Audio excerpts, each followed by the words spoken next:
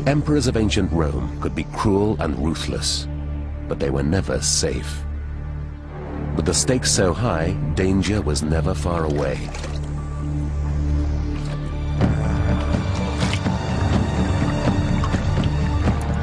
Some stayed alive by giving the people what they wanted. Others protected their reputations by building awe-inspiring wonders way beyond anything ever seen before.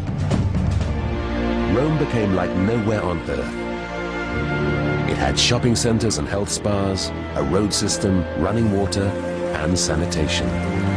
The Roman people were given wonders of architecture which were out of this world, and entertainment beyond their wildest dreams. And no building could entertain more people than the Circus Maximus. It was the largest arena ever constructed. It held twice the number of spectators of today's biggest stadium. It offered the Romans the spectacle of speed, danger, and death. Here they came to watch feats of skill and daring and excitement and adventure. There was really nothing else like it. A third of a mile long and 150 yards wide, the Circus Maximus was the arena for great spectacle, wild beasts, gladiators, and most famously, chariot racing. It could hold up to 350,000. Admission was free, paid for by the state. But for the Emperor Trajan who built it, it was well worth it. This was premium advertising space. Trajan, like most emperors, wanted to build a lasting monument to his own glory, and the Circus Maximus was the obvious place. There he could meet the crowds, and he could meet them famously on the same level. Trajan fancied himself a man of the people. The arena allowed Trajan to entertain 1/3 of Rome's population in one sitting. In the middle of the track, he built a centerpiece 1,000 feet long. It was called the Spina, and represented the broken back of Rome's enemies. The centerpiece was an obelisk towering 80 feet high. It had once displayed the power of Ramesses II, the greatest pharaoh. Now it had a new master, Rome. Earlier attempts at building stadiums had all ended in disaster. The very first Circus Maximus was built 500 years earlier. Made of wood, the structure was prone to fire and had to be replaced many times. But by 100 AD, Trajan set about rebuilding it once and for all. The Emperor Trajan refurbished it and replaced what had been a largely wooden structure with a magnificent building of marble and stone. Really the first permanent circus which the Romans had ever had. Trajan's Circus Maximus became the most successful stadium. The secret of its survival was down to the newly discovered miracle building material, concrete.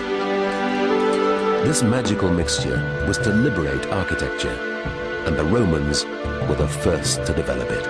Concrete certainly had its benefits from the Roman emperor's point of view, in that it made it possible to build at a much more rapid pace than had been the case before. But also, the Roman emperors were building complexes that were larger and larger to accommodate more and more people. When the Circus Maximus was built, only the top section was constructed from wood. The first 3 floors, near to the shops and stalls, were built from concrete and decorated with brick and marble. This fireproof structure allowed shops to be developed right along the length of the stadium. And despite the risk of fire from the many arcades and shops, the building survived for 500 years. The Roman people had never experienced a stadium like it. Today, only the scant outline of its foundations remain. But once the Circus Maximus was the busiest building on Earth. Trajan's construction, over 100 feet high, contained 4 banks of tiered seating. It looped around the track to a length of nearly 1,500 yards. The writer Pliny described it as beautiful as a temple, a sight to be seen for its own sake, quite apart from the spectacles contained therein. The arena had to be strong enough to contain some uncontrollable spectacles. At one event, 63 leopards, 40 bears and elephants were released.